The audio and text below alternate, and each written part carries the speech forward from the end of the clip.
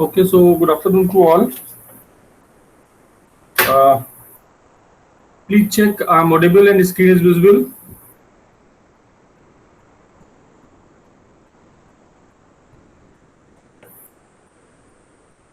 Okay. बेटा आप लोगों की स्ट्रेंथ इतनी ज़्यादा कम क्यों है? आप लोग ठीक हैं? सब लोग हेल्थ वाइज सब लोग ठीक हैं? आपके बैचमेट सारे ठीक है? सबके टच में हैं आप लोग?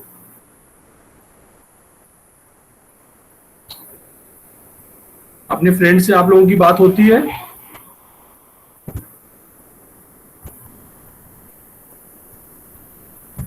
Students are not well.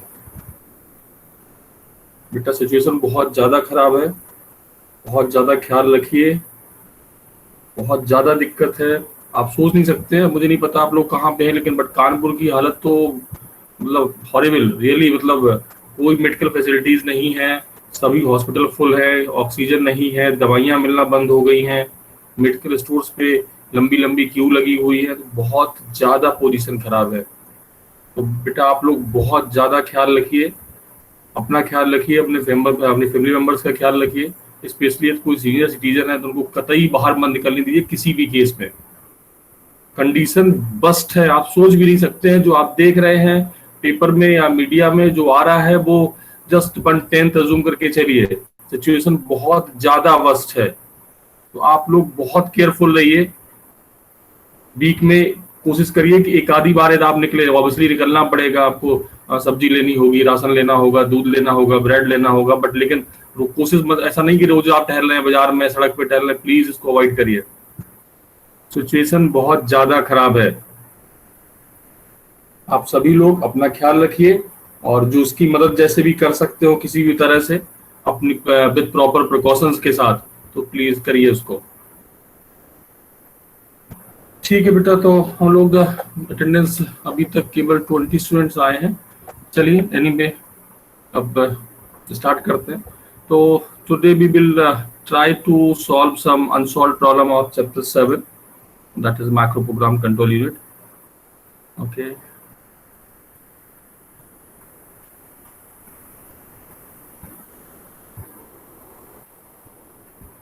Okay, so question read करिए। पहला दिस द फर्स्ट क्वेश्चन।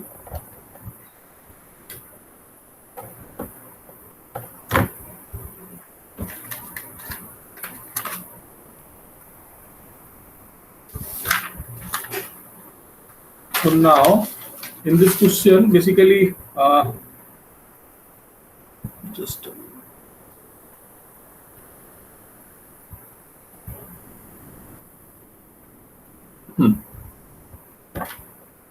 अभी तक हमारे पास एक इनडायरेक्ट सब रूटीन थी। अब मैं उस इनडायरेक्ट सब रूटीन को मॉडिफाई कर रहा हूँ।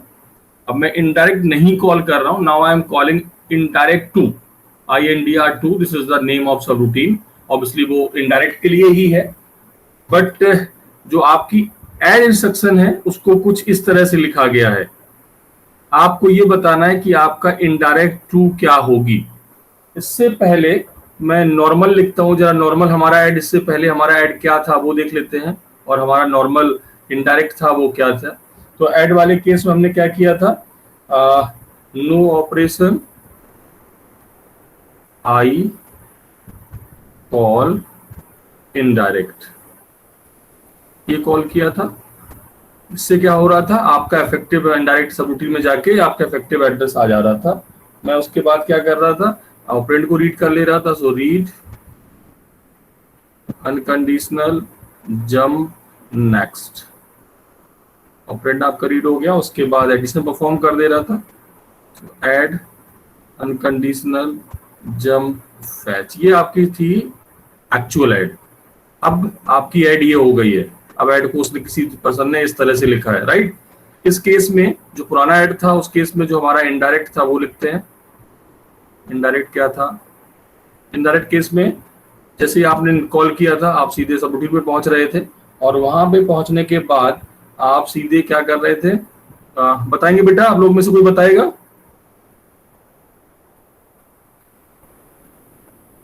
रीड किया था क्योंकि आपको क्या करना था, इनडायरेक्ट कॉलिंग थी, तो ऑब्वियसली आपको दोबारा से मेमोरी रेफरेंस आपको लेना था, दोबारा से मेमोरी रीड करना था। Unconditional jump next, right. और आफ्टर एग्जीक्यूटिंग दिस इंस्ट्रक्शन आपका जो भी डेटा होगा वो आपका डीआर में आएगा, तो डीआर से हमें एआर में लेके जाना पड़ेगा ऑपरेंड एड्रेस, तो DR to AR unconditional return. ये आपका था बेसिकली इनडायरेक्ट।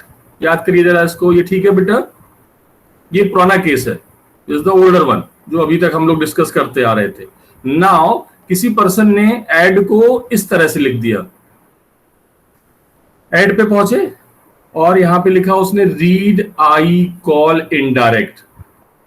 इन अभी इससे पहले मैंने जो कॉल कर रहा था विदाउट एनी ऑपरेशन इनडायरेक्ट को कॉल कर रहा था, बट यहां पे रीड किया कर लिया, उसके बाद इनडायरेक्ट को कॉल कर रहे हैं। ऑब्वियसली आप इनडायरेक्ट 2 पे पहुंच रहे हैं, बट उससे पहले मेमोरी रीड हो चुकी है, यानी ये वाला टास्क आपका कंप्लीट हो चुका है। मेरी बात समझ पा रहे हैं? यदि आपका नहीं होगा, सपोज आपका कंडीशन फॉल्स है, I1 है, तो क्या होगा, आप सिंपली ऐड कर दे रहे हैं और अनकंडीशनल जंप फैच कर दे रहे हैं। तो अब आपको यह बताना है कि इनडायरेक्ट 2 क्या कर रहा होगा। बोलो बेटा।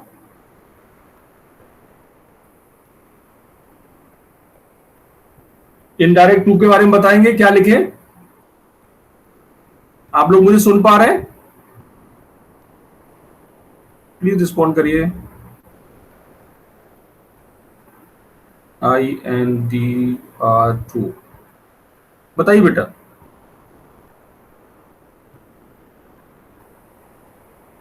बोलो बेटा, कोई बात नहीं, गलत होगा, कोशिश, आप लोग इतना घबरा क्यों रहे, बताइए, कोशिश तो करिए, क्या लिखे?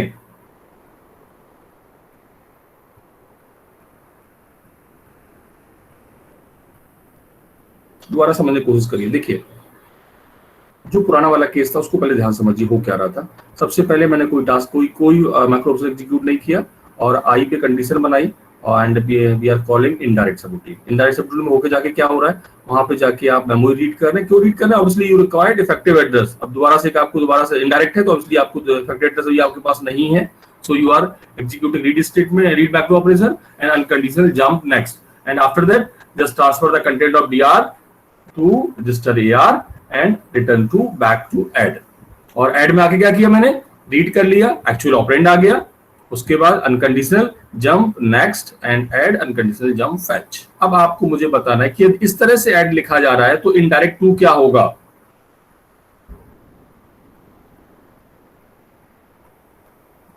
बोलो बेटा, किसी के पास आंसर नहीं है? अच्छा पहले बताइए, आप लोग मुझे सुन पा रहे हैं? I am audible? नो? आप सुन पा रहे हैं? Okay, very good. चलिए, एटलीस्ट आप सुन तो रहे हैं मुझे। बताइए बताइए, किसी के पास आंसर हो?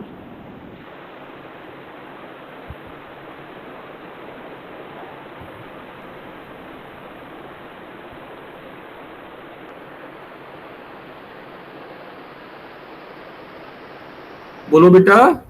नहीं है आंसर? चलिए कोई बात नहीं, ठीक है ठीक है, कोई बात नहीं। अब देखिए, ध्यान से देखिए, मैंने क्या किया, ऐड सब रूटीन में मैं कॉल कर रहा हूं इनडायरेक्ट 2 को, बट उससे पहले मेमोरी रीड कर ले रहा हूं। मेमोरी रीड हो गया। अब मेमोरी रीड के 2 केस देखिए। मेमोरी रीड को 2 तरह से इंटरप्रेट करिए। यदि आपके पास डायरेक्ट है मेमोरी, आपका यदि आई की वैल्यू 0 है, राइट, उस केस में क्या होगा, ऑब्वियसली हमारे पास क्या आ चुका होगा, ऑपरेंड आ चुका होगा। यदि हम मान लें आई की वैल्यू 0 है, थोड़ी देर के लिए हम मान लेते हैं आई की वैल्यू 0 है, तो क्या होगा, आई नहीं, आई ये कॉल नहीं होगा, इनडायरेक्ट 2 पे नहीं जाएगा। ऑपरेंड आप रीड, आपने क्या किया, यहां पे एक्चुअल ऑपरेंड को रीड कर लिया और उसके बाद ऐड कर दिया, यानी कि नॉर्मल एडिंग हो रही है। किस केस में? यदि हमारा डायरेक्ट है। बट यदि इनडायरेक्ट है तब आपको सोचना होगा, तो हम इनडायरेक्ट 2 पे जाते हैं।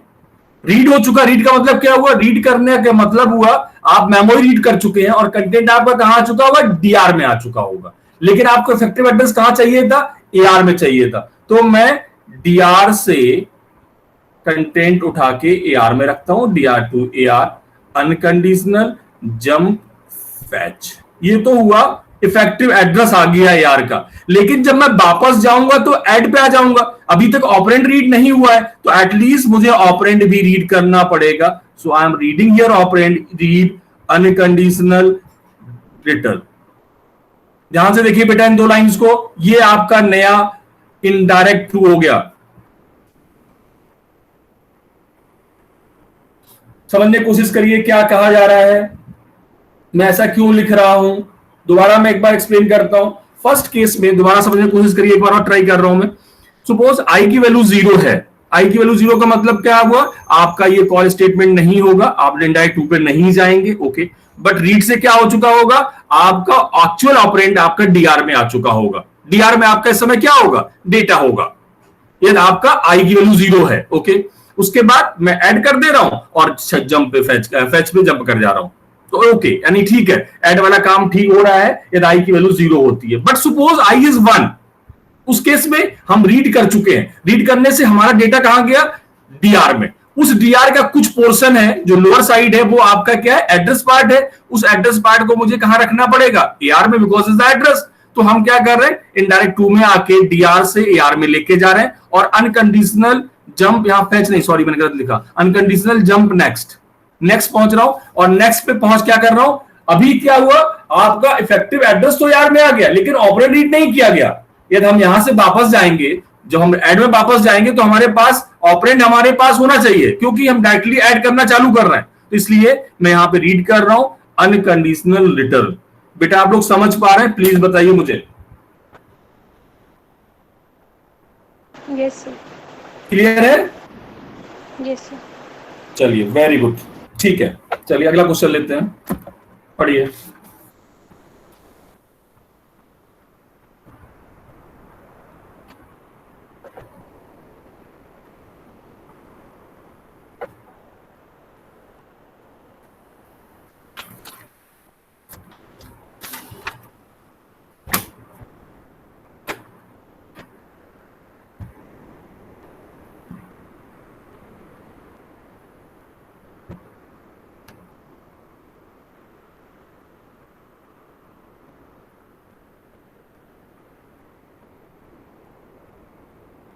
ये कोई एक मैक्रो सब रूटीन है जिसकी डिफरेंट मैक्रो इंस्ट्रक्शंस को लिखा गया है। आपकी मैक्रो इंस्ट्रक्शंस क्या है, no operation S jump fetch, no operation Z jump fetch, no operation I call indirect, and last is AR to PC unconditional jump fetch.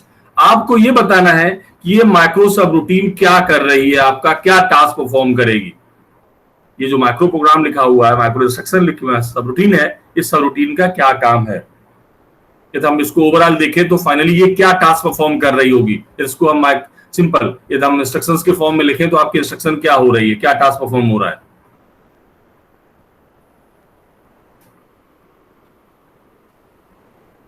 बेटा आप लोग बिल्कुल कोशिश नहीं कर रहे हैं, अपना जो भी आपके दिमाग में आ रहा है प्लीज एक बार शेयर तो करिए, मुझे थोड़ा सा आसान होगा एक्सप्लेन करना कि आप कहां पे गलत हो रहे हैं, क्या गलत इंटरप्रेट कर रहे हैं।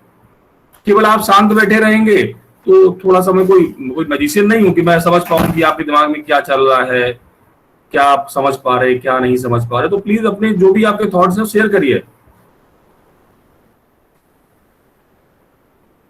सर ब्रांच इंस्ट्रक्शन होगा, ब्रांच इंस्ट्रक्शन होगा, ओके। क्या होगा, क्या करेगा, जरा मुझे बताएं इसको ठीक से। ब्रांच क्यों कह रहे हैं इसको, जो ब्रांच पिछला वाला था उसी की बात कर रहे हैं आप, क्या कुछ डिफरेंट है।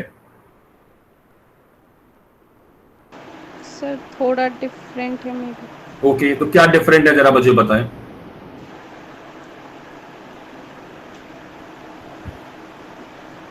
पहली इंस्ट्रक्शन क्या कह रही है, सर नो ऑपरेशन, हाँ,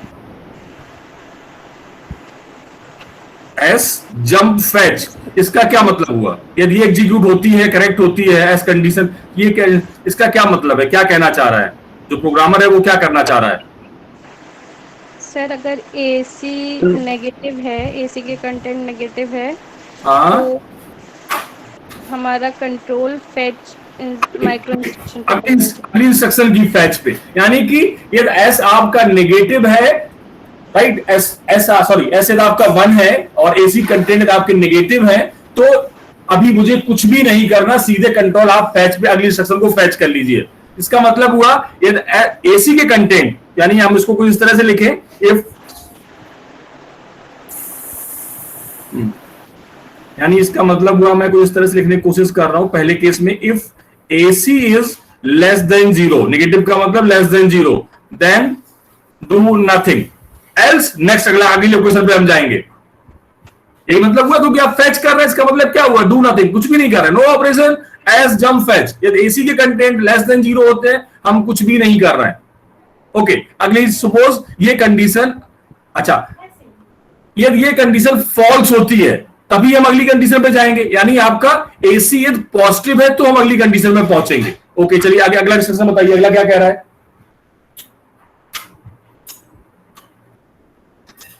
बोलो बेटा,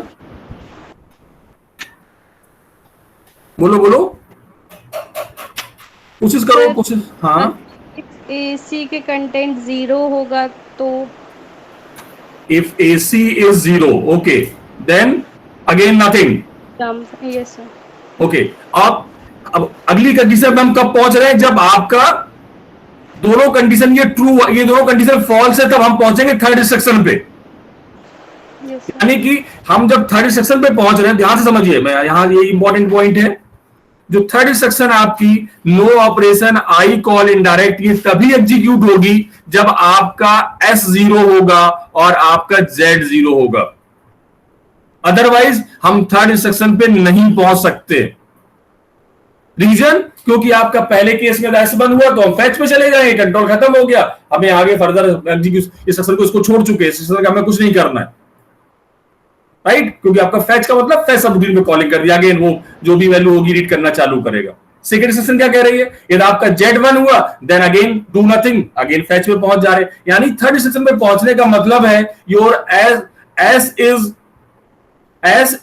0 and Z is 0। यदि हम इसको दोनों चीजों को कंबाइन करें तो क्या मुझे मिलेगा, हम थर्ड इंस्ट्रक्शन पे कब पहुंच रहे, when your AC is greater than 0। मेरी बात आप समझ पा रहे हैं, यदि लेस देन 0 है इसका मतलब वो साइन से पकड़ रहा होगा, यदि AC इक्वल टू 0 है वो Z से कैप्चर हो रहा है। It means whenever your instruction third will execute, it means your content of AC is greater than 0। ये बात समझ पा रहे हैं आप लोग बेटा, सभी लोग? Yes sir. वेरी गुड, ठीक है। अच्छा चलिए अब हम मान लेते हैं कि AC ग्रेटर देन 0 है, थर्ड इंस्ट्रक्शन पे पहुंच गए, उस समय मैं क्या कर रहा हूं, so now just see no operation I call indirect. Okay, इसका मतलब इनडायरेक्ट का मतलब हम इफेक्टिव एड्रेस कंप्यूट कर रहे हैं। इफेक्टिव एड्रेस हमारा इनडायरेक्ट इंस्ट्रक्शन क्या करती है, इनडायरेक्ट सबरूटीन क्या करती है, इफेक्टिव एड्रेस को मुझे दे देती है, वो हमारा AR में आ जाएगा। Okay, next AR2PC unconditional jump fetch. अब मुझे बताइए फाइनली यदि हम एक लाइन में लिखें तो क्या लिखें कि आपका ऑपरेशन क्या हो रहा है, जरा बताएं।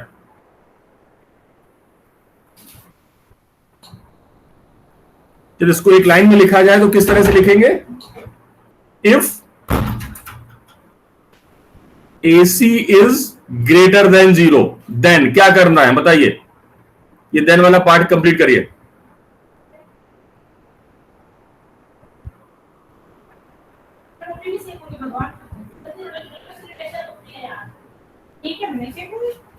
बोलो बेटा, मैंने बहुत क्लियर कर दिया आपको, मुझे नहीं लगता कि अब कोई कंफ्यूजन होना चाहिए।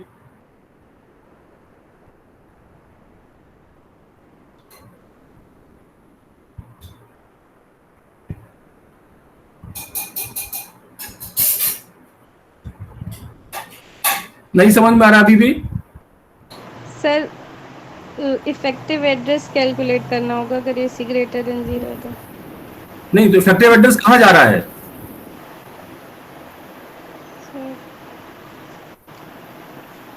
तो PC में जा रहा है, ये ब्रांच ऑपरेशन है वो हमारे।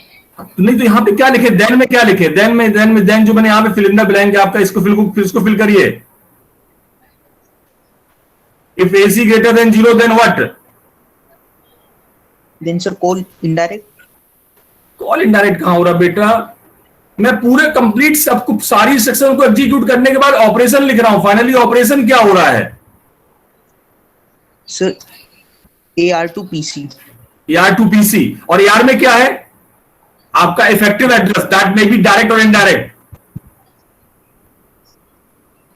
मेरी बात समझ पा रहे हैं? Yes sir. AR में आपका इफेक्टिव एड्रेस आ चुका है, चाहे वो आपका सबरूटीन इनडायरेक्ट 2 पे गया हो, सॉरी इनडायरेक्ट पे गया हो या इनडायरेक्ट पे ना गया हो, ultimately AR contains effective address, that is your direct और indirect. So right now we are just copying content of AR into PC. It means effective address जो भी है वो आपका PC में जा रहा है. So that is PC is nothing, simply PC is effective address. Effective address. So this is the operation. Obviously branch operation है, लेकिन यहाँ पे कंडीशन चेंज हो गई. So if AC is greater than 0, then PC is effective address. यहां से देखिए एक बार प्लीज, थोड़ा सा कंफ्यूजिंग है, आपको कोई भी डाउट है तो प्लीज पूछिए, ऐसा मैं क्यों कह रहा हूं. दोबारा देखिए, मैं एक बार और कोशिश कर रहा हूं. फर्स्ट माइक्रो इंस्ट्रक्शन हमारी क्या कह रही, no operation as jump fetch. यदि ये एग्जीक्यूट होती है वो तभी होगी जब S1 होगा. S1 का मतलब क्या हुआ, AC कंटेंट नेगेटिव होते हैं तभी S1 होगा. It means if AC is less than 0, then do nothing because you are fetching the next instruction. Fetch का मतलब अगली इंस्ट्रक्शन को फैच करने की बात कर रहे हैं. ओके, तो ये तो हो गई पहली इंस्ट्रक्शन की बात. बट सपोज S आपका 0 है, इसका मतलब क्या हुआ, नेगेटिव नहीं है. तो क्या दो केस बचे, या तो 0 होगा या फिर आपका ग्रेटर देन 0 होगा. ओके, तो अगली सेक्शन में हम क्या कर रहे हैं, no operation as jump fetch. Again यदि आपके कंटेंट AC के 0 है, डू नथिंग. तो अभी तक डू नथिंग 2 बार आ चुका है. एक बार AC content less than 0, second case whenever your AC content is 0. It means your instruction third will be execute only if AC content is greater than 0. तभी आपका एग्जीक्यूट होगा. Third instruction में मैं कर क्या रहा हूं, मैं सिंपली डायरेक्ट को कॉल कर रहा हूं बेस्ड ऑन I. यदि I 1 होगा तो यानी सिंपली ये कॉल होगा या नहीं होगा वो ऑब्वियसली I पे डिपेंड करेगा. उसका मतलब हुआ इफेक्टिव एड्रेस आपका रजिस्टर AR में पहुंच जाएगा. ये हमारे इनडायरेक्ट सब रूटीन है. तो after executing section third, AR content the effective address, that may be direct और इनडायरेक्ट, वो चाहे कंट्रोल कॉल हो या ना कॉल हो, अल्टीमेटली दोनों केस में AR में हमारा इफेक्टिव एड्रेस होगा. और in fourth instruction just we are copying effective address that is stored in AR into register PC. यानी अल्टीमेटली जो भी इफेक्टिव एड्रेस है दैट इज डायरेक्ट और इनडायरेक्ट, उसको रजिस्टर PC में कॉपी किया जा रहा है. एंड अनकंडीशनल जंप फैच, और उसके बाद हम अगली इंस्ट्रक्शन को फैच करना शुरू कर रहे हैं. तो इसका मतलब हुआ सिंपली यदि AC आपका ग्रेटर देन 0 होता है, उस केस में इफेक्टिव एड्रेस रजिस्टर PC में पहुंच रहा है. अब बताइए बेटा, क्लियर है या नहीं? Yes sir. चलिए, वेरी गुड. अगला क्वेश्चन लेते हैं.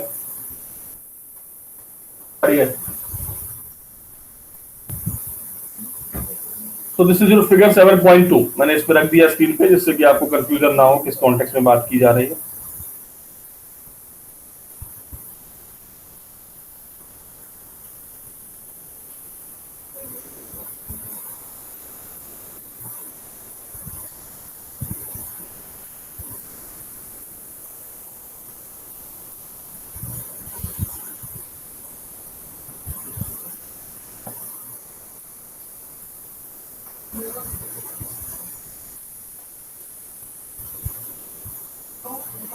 ओके, सो देखिए ध्यान से क्या गिवन है. The control memory size is given and that it has 4096 words and each of 24 bits. So this is your size of control memory. तो कंट्रोल मेमोरी साइज मार्क कर दे रहा हूं. Control memory size is 4096 into 24. So this is the size of control memory. जो ये size की बात कर रहा हूँ, कंट्रोल मेमोरी साइज मुझे नोन हो गया. Okay, so that is 4096 into 24. Okay. A part. How many bits are there in control address register? सबसे पहले पूछा जा रहा है कि CAR का साइज क्या रखा जाए. Size of CAR 12 bits sir. 12 bit. Reason ऐसा क्यों कह रहे हैं? Because 2 power 12 is 4096 because it is the basically address, so obviously you require 12 bit to access this control memory. Absolutely correct. Okay, अगले पार्ट में चलते हैं. how many bits are there in each of the 4 inputs going into the multiplexer? यहां पे देखिए, इस हम बात किसकी मल्टीप्लेक्सर की बात की जा रही है? इस मल्टीप्लेक्सर की बात हो रही है। हाउ मेनी, ऑब्वियसली यहाँ पे 4 इनपुट्स हैं। वो कौन कौन से इनपुट्स हैं? एक एडी का पार्ट, एक मैप होके आ रहा है, एक CR+1 की वैल्यू है और एक SBR की वैल्यू है। ये 4 इनपुट्स है। यही आपकी पॉसिबिलिटी होती है। सीक्वेंस, जब हमने सीक्वेंस सर्किट डिजाइन किया था सीक्वेंसर, तो उसमें यही देखा था, ये ऑब्वियसली 4 इनपुट्स होंगे। अब ये पूछा जा रहा है कि ये कितनी बिट्स होंगी, ये नंबर ऑफ बिट्स। इस यहाँ पे नंबर ऑफ बिट्स मुझे बताइए इनकी क्या होंगी।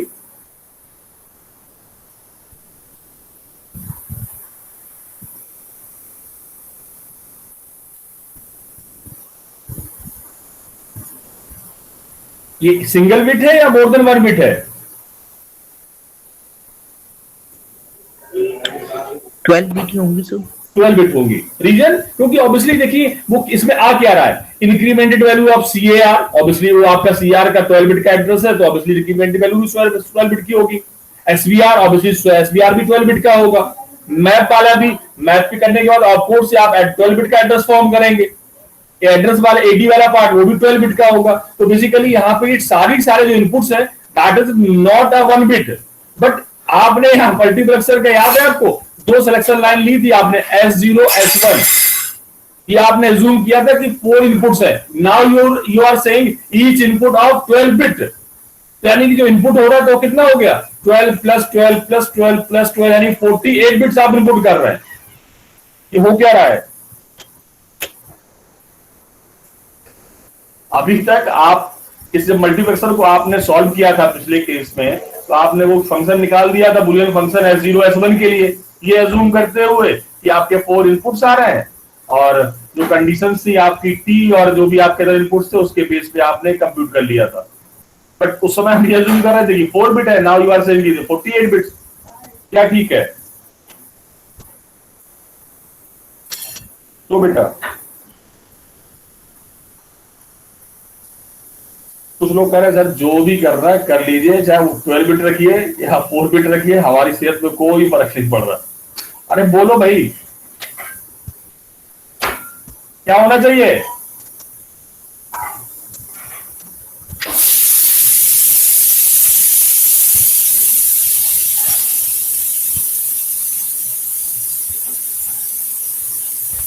बोलिए। बिल्कुल रिस्पॉन्ड नहीं कर रहा बेटा। ठीक है, मैं वेट कर रहा हूं आपके रिस्पॉन्स का। मैं बैठा हूं, आप कुछ तो रिस्पॉन्स करो बेटा। नहीं समझ में आ रहा, कोई बात नहीं। जो भी आपके दिमाग में थॉट्स आ रहे, ऐसा तो नहीं हो सकता, जीरो तो नहीं हो सकता है। जब भी कोई प्रॉब्लम होता है, कोई ना कोई थॉट आपके दिमाग में आता है कि ये ऐसा हो सकता है या ये नहीं हो सकता है।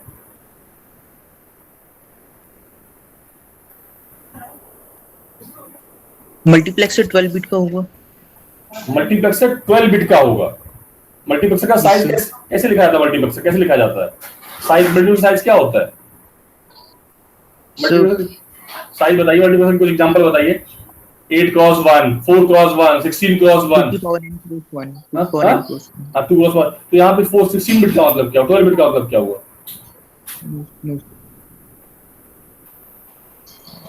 तो यानी कि आप कह रहे हैं 2 पावर 12 into 1, ये कह रहे हैं? नहीं, क्या कह रहे हैं?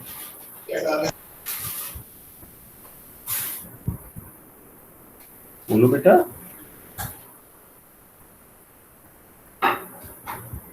नहीं, देखिए ध्यान से देखिए, बहुत आसान था, पता नहीं आप लोग क्यों नहीं पकड़ पा रहे हैं। इससे आसान कोई क्वेश्चन नहीं लगता, मैं लगता है जो भी क्वेश्चन डिस्कस किए अभी तुम सब में से सबसे आसान क्वेश्चन यही है। ओके, देखिए हो क्या रहा है, ये जो अरेंजमेंट ड्रॉ किया गया है, this is only for 1 bit. ये केवल 1 बिट के लिए है, यानी इसका मतलब हुआ इस तरह का अरेंजमेंट 12 टाइम रिपीट कर दीजिए। This is for MSB, second MSB, third MSB, 12 bit, इस तरह का ये 12 टाइम रिपीट करिए। इसमें क्या होगा, MSB ऑफ ईच AD की MSB बिट, जो आपका मैप होने के बाद रिजल्ट आ रहा है उसकी MSB बिट, इसमें इंक्रीमेंट के बाद जो भी CR की वैल्यू आ रही है उसकी 1 बिट, यानी यहाँ पे 40 बिट आ रही है। तो दिस इज फॉर, ये सर्किट जस्ट MSB बिट के लिए हुआ। सेम सेकेंड आपका सेकेंड एमएसवी बिट के लिए थर्ड, तो ऑब्वियसली सीआर की एमएसवी बिट यहां पे कैलकुलेट होगी, सेकेंड सर्किट सीआर की सेकेंड बिट कैलकुलेट करेगा एंड कीप गोइंग ऑन। इस तरह का आपको 12 टाइम रिपीट करना पड़ेगा। बात समझ पा रहे हैं?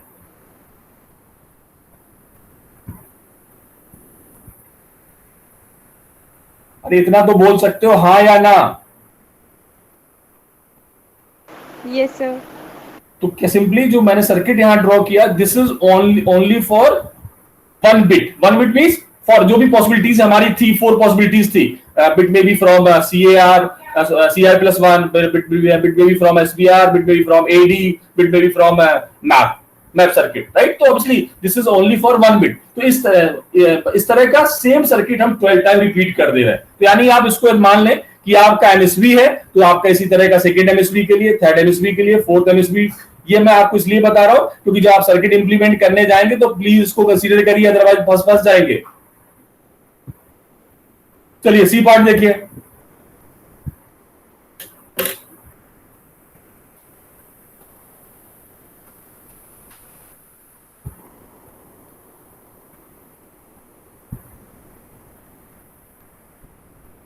आई थिंक इसका आंसर मैं कर चुका हूं सर 12। पर number of multiplexer 12 and number of inputs in each multiplexer 4। Correct, right. तो ये आंसर ऑलरेडी हम कर चुके हैं। Very good. चलिए अगला क्वेश्चन लेते हैं।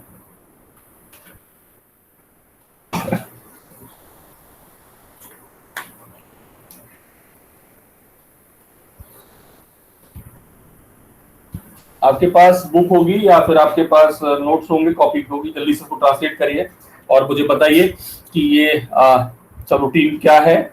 और इसके साथ ही साथ इसमें जो एड्रेस स्पेसिफाइड है फैच, जहां पे 64 एड्रेस आ रहा है दैट इज फैच, और इनडायरेक्ट का एड्रेस है 67। और in B part list all the things that will be wrong when this micro program is executed in the computer. एक सब रूटीन गिवन है आपको, this subroutine in form of binary. Binary means there is some f1 part, some f2 part, sub cd, f1 f2 f3 cd br ad, सब वही part दिया हुआ है। तो आपको डिकोड करना है कि आपका ये जो प्रोग्राम है, बाइनरी प्रोग्राम है, मैक्रो प्रोग्राम है, ये क्या कह रहा है। पहला काम आपको ये आइडेंटिफाई करना है। सेकेंड पार्ट में आपको ये बताना है कि इस प्रोग्राम को एग्जीक्यूट किया जाए तो कौन से wrong macro programs, macro statements execute हो रहे हैं, जो कि गलत है, जो नहीं हो सकते हैं। देखिए जरा जल्दी से बताइए।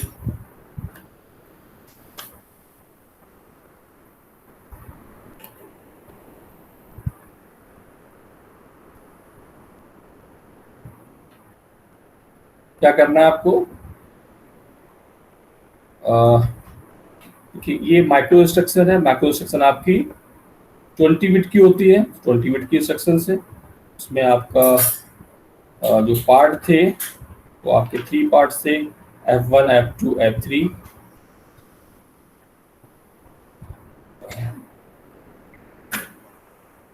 एक मिनट बेटा। हाँ, सो ओके, सो ये these 3 bits are your F1, ये आपका F1 हुआ। अगली next bit is F2, next 3 bit is F3, next 2 bit is CD, next 2 bit is BR, and next is 7 bit is your AR, AD, sorry AD। तो these are the parts। अब मुझे बताइए कि F1 क्या कह रहा है, F2 क्या कह रहा है, F3 क्या कह रहा है, CD क्या कह रहा है, BR क्या कह रहा है और AD क्या कह रहा है। बताएं जल्दी से, बोलो बेटा। इसमें मुझे नहीं लगता कोई, हाँ बोलो। F1 CLR AC, CLR AC, very good, ठीक है। F2 F2 तो sir no operation. No operation, ठीक है। F3 complement AC, complement, sorry com, ठीक, कॉम्प्लीमेंट के लिए कॉम लिखा गया, ओके ठीक है। CD unconditional, okay. BR jump, AD indirect. Very good. तो पहली इंस्ट्रक्शन हमारी ये है, बिल्कुल ठीक कंप्यूट किया आपने। चलिए अगला बता दीजिए। Right, right,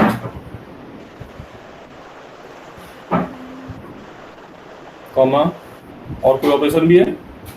sir read, right, read, ठीक है,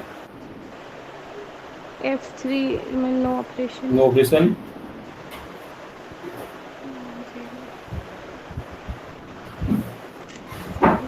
CD I, I, okay,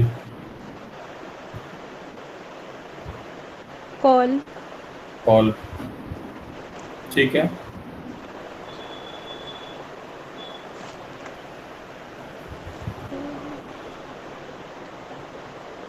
AD, 64, fetch, patch, ठीक है। चलिए अगला बताइए। माइक क्यों बंद कर लिया बेटा? yes sir, एक मिनट, हाँ हाँ बोलो। add, add, subtract, subtract, no operation, ठीक है, S, S,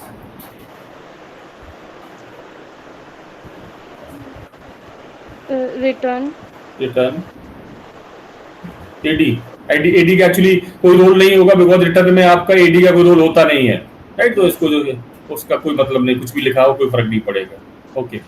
even though S का भी कोई रोल नहीं होता है, इस एस में चाहे यहाँ पे कुछ भी हो फर्क नहीं है, एस का भी कोई रोल नहीं है एक्चुअली रिटर्न में, ओके। अगला बताइए बेटा।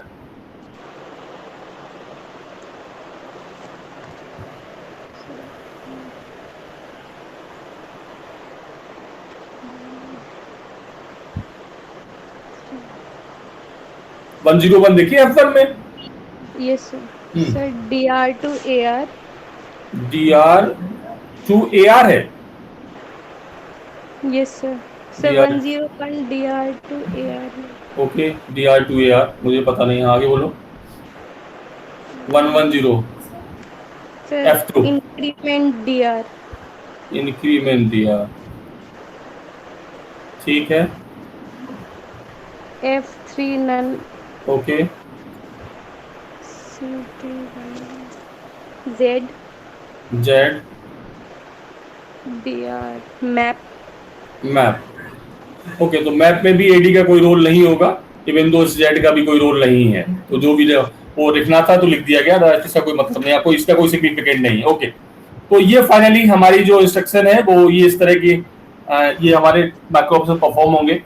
अब ये हो गया, ए पार्ट कंप्लीट हो गया, अब मुझे बी पार्ट में फोकस करिए। List all the things that will be wrong when this micro program is executed. यदि ये हम प्रोग्राम रन कर दें तो क्या प्रॉब्लम आएगी? एक्चुअली ये प्रोग्राम वैलिड नहीं है, बहुत सारी गलती, बताइए क्या? AC क्लियर और कॉम्प्लीमेंट एक साथ नहीं हो सकता, नहीं हो सकता, वेरी गुड। यानी जो पहली जो सेक्शन है वो ही गलत है, क्योंकि क्लियर है आप उसी टाइम पे कह रहे हैं कि एसी को क्लियर कर दीजिए and same time you are saying AC को कॉम्प्लीमेंट कर दीजिए, तो ऑब्वियसली एसी एक ही वैल्यू को होल्ड करेगा, या तो क्लियर वैल्यू को होल्ड करेगा या कॉम्प्लीमेंट को होल्ड करेगा, दोनों चीजें साइमल्टेनियसली नहीं रख सकते हैं, राइट। तो दिस इज रॉन्ग, ठीक है ना बेटा? Yes sir, okay. और क्या हो सकता है? चलिए अगले बारे बताइए।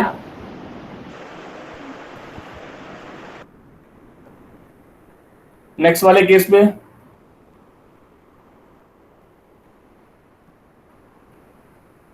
सर रीड एंड राइट भी एक साथ नहीं हो सकता, या तो सर पहले उसको किसी रजिस्टर में सेव करना होगा मेमोरी की वैल्यू। यस यस यस, क्यों नहीं हो सकता? जरा समझाइए मुझे, क्यों नहीं हो सकता? ऐसा क्यों कह रहे हैं आप कि रीड और राइट एग्जाम पे नहीं हो सकता? सेम टाइम पे अगर हम लोग चेंज करेंगे तो अगर रीड करनी होगी या तो वो वैल्यू हमें गलत मिलेगी। नहीं नहीं, रीड करने के बाद डेटा किस रजिस्टर में आता है? सर रीड के बाद डीआर में। और जब राइट करते हैं तो कौन सा डेटा राइट किया जाता है? सर डीआर से डीआर। मेमोरी में। यस, तो यानी डीआर दोनों जगह इन्वॉल्व हो रहा है। एक बार आप कह रहे हैं मेमोरी से कुछ ले आइए और मुझे डीआर में स्टोर कर दीजिए, on same time you are saying कि जो भी डीआर में वो मेमोरी में ले जाइए, तो ऑब्वियसली डीआर के साथ तो बड़ा प्रॉब्लम हो गया ना कि दोनों चीजें कॉन्फ्लिक्ट कर रही हैं, राइट। तो it is the problem with the instruction number 2। Okay, third sir add and subtract भी एक साथ नहीं हो सकता? नहीं हो सकता है। क्यों नहीं हो सकता है? बिकॉज ऑब्वियसली अगेन एसी और डीआर के बीच में ऑपरेशन हो रहा है, आप ऐड कर रहे हैं एसी डीआर कंटेंट और सेम टाइम पे आप एसी और कंटेंट से डीआर सब्ट्रैक्ट कर रहे हैं and on same time storing result in AC. Obviously how is possible कि you can store the two results, result of addition as well as result of subtraction? So again this is the wrong. So this statement is also wrong. Next.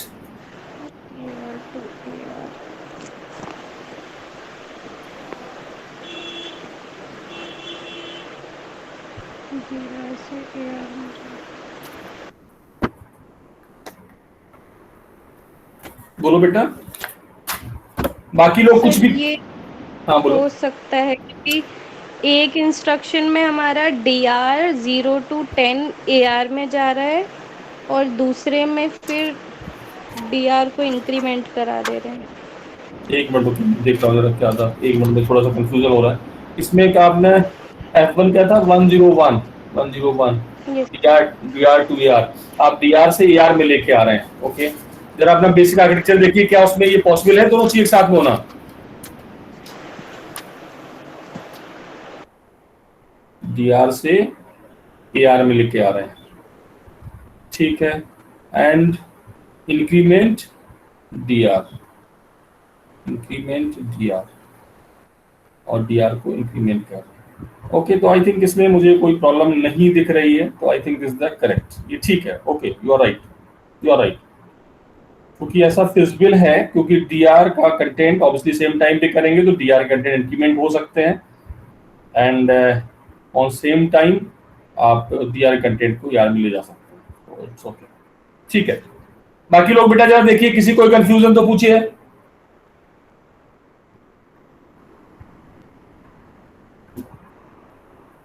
आगे बढ़ा जाए।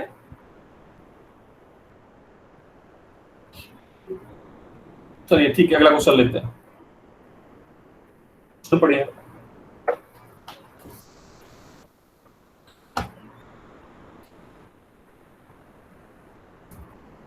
अभी तक computer 2 में मैंने केवल 4 instructions रखी थी। वो इंस्ट्रक्शंस क्या थी? Add, branch, store and exchange, right. और उसके लिए ऑपकोड क्या था? 4 बिट का ऑपकोड था। 4 बिट 0 0 0 2 0 0 1 देन 0 0 1 0 एंड 0 1 1 1। ये आपकी 4 इंस्ट्रक्शंस थी केवल हमारे पास। Now suppose we are adding some more instructions in computer 2। जब आप मोर इंस्ट्रक्शंस ऐड कर रहे हैं तो इसका मतलब मोर माइक्रो सब रूटीन्स ऐड करनी पड़ेगी। तो यहाँ पे कुछ इंस्ट्रक्शंस हैं जो ऐड की जा रही हैं। वो इंस्ट्रक्शंस आपकी कितनी इंस्ट्रक्शंस मैं यहाँ पे ऐड कर रहा हूँ? 1 2 3 4 5 6 7 नई इंस्ट्रक्शंस ऐड की जा रही हैं। और इंस्ट्रक्शंस हैं एंड, सब, Adam, BTCL, BZ, SEQ and BP and Z. These are the new instructions right now we are trying to add in computer 2. If you add these instructions into computer 2, then it required that you also add micro subroutine in control memory. So here the question is, suppose if you add the instruction and its opcode is 010 and operation is AC logical and with some memory location, right? तो आपको ये बताना है कि इसके लिए हमारी micro subroutine क्या लिखी जाए और किस लोकेशन पे लिखी जाए। चलिए माइक अनम्यूट करिए और बताइए। एंड आपके सामने टास्क क्लियर है, आपको बताना है। पहले लोकेशन मुझे बताएं, किस लोकेशन पे ले जाए इसको। सर 16। क्यों ऐसा कह रहे हैं 16? सर क्योंकि पहली 4 इंस्ट्रक्शन के लिए 0 से 15 तक ऑक्यूपाइड है। 16, वेरी गुड। बिकॉज इसके अलावा देखिए यहाँ पे जो एड्रेस फॉर्म हो रहा है वो कैसे फॉर्म हो रहा है वो आपको पता है। ऑपकोड में 2 बिट 0 अपेंड कर दीजिए और MSB साइड पे अपेंड कर दीजिए, 2 0 अपेंड करना है। तो ऑपकोड आपका क्या है? ऑपकोड आपका है ऑलरेडी गिवन है, दैट इज 010। 2 0 आप LSB साइड में ऐड करेंगे, एक MSB साइड में ऐड करेंगे, तो दैट इज 16। सो एंड आपका 16 लोकेशन पे होगा, ठीक है, ये बात ठीक है। चलिए तो एड्रेस इज 16 कैसे फॉर्म हुआ भाई? आपका जो ऑपकोड था 0100, इसमें 2 0 मैंने अपेंड किए और एक 0 अपेंड किया, तो 16। ओके, तो एड्रेस 16 हो गया। जरा बताएं, अब मुझे बताएं इसके में क्या लिखा है, 16 लोकेशन पे क्या लिखा जाए। सर पहले चेक करेंगे कि हमारा इफेक्टिव एड्रेस है या नहीं, यस तो उसके बिल्कुल ठीक है, क्योंकि आपका देखिए इंस्ट्रक्शन में इफेक्टिव एड्रेस लिखा हुआ है, इसका मतलब इफेक्टिव एड्रेस आपको रिक्वायर्ड है। तो कैसे चेक करें, क्या तरीका है? Sir no operation I call indirect. Very good, no operation I call indirect. ठीक है, चलिए मैंने कॉल कर लिया। अब इसको एग्जीक्यूट होने के बाद हमारे पास इफेक्टिव एड्रेस आ चुका होगा। कहाँ आ चुका होगा? ऑब्वियसली एआर में आ चुका होगा। ठीक है, अब बताइए इफेक्टिव एड्रेस आया है अभी, ऑपरेंड नहीं आया है। हाँ बोलिए बोलिए बोलिए, आगे अगला सेक्शन। रीड रीड, क्योंकि आपको अब हम ऑपरेंड को रीड कर रहे हैं, एक्चुअल है ऑपरेंड को रीड कर लिया। ओके, रीड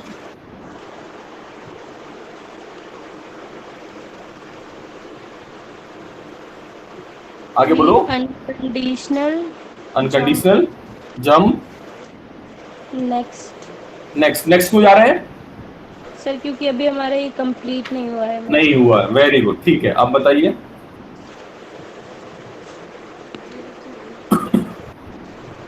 सर फिर एंड कर देंगे। एंड कर देंगे। And unconditional. एक चीज ध्यान रखिएगा, क्या एंड हमारे पास है या नहीं है, ये चेक कर लीजिए। F1 F2 F3 में एंड है या नहीं है, तभी लिखेंगे है। वेरी गुड, ठीक है, okay. Unconditional jump fetch. Fetch, very good, बिल्कुल एब्सोल्युटली करेक्ट। बेटा सभी लोग देख लीजिए।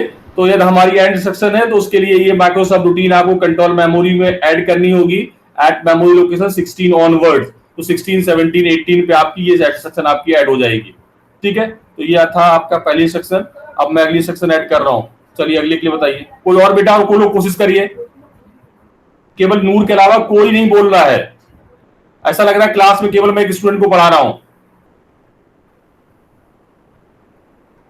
बाकी लोग बेटा ट्राई करिए।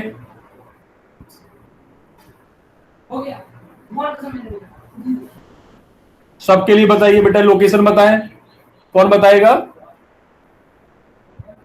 नूर के अलावा कोई और स्टूडेंट बोल सकता है? बेटा कोई ये प्रवचन नहीं हो रहा है, कोई मैं बैठ के कोई आपको वो नहीं दे रहा हूं कि बैठ के आप सुनते रहिए। बस आपको इन्वॉल्व होना पड़ेगा क्लास में। गलत हो रहा होने दीजिए, कोशिश तो करिए।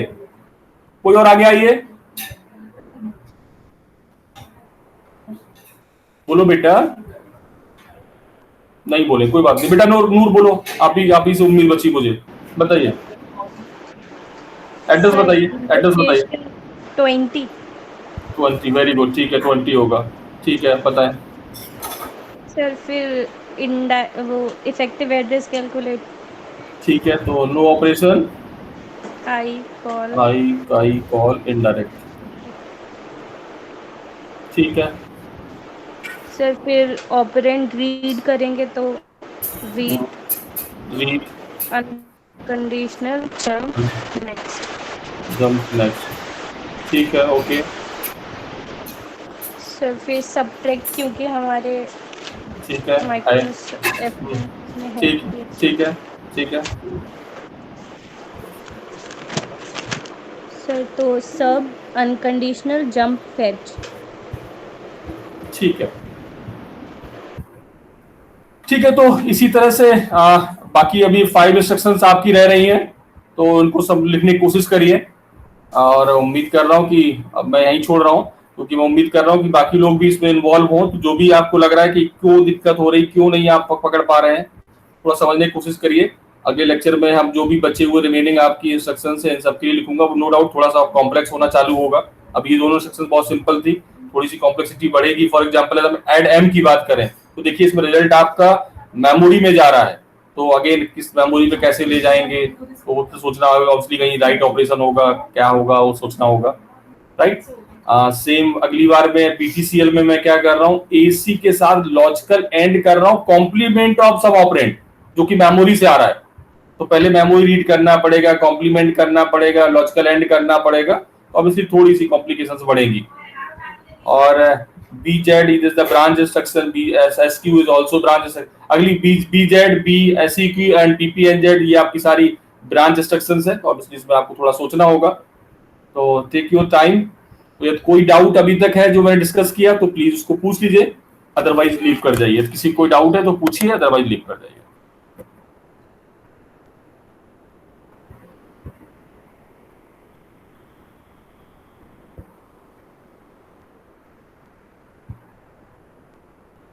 किसी को कोई डाउट है तो प्लीज पूछिए, अदरवाइज लीव कर जाइए। Class is over.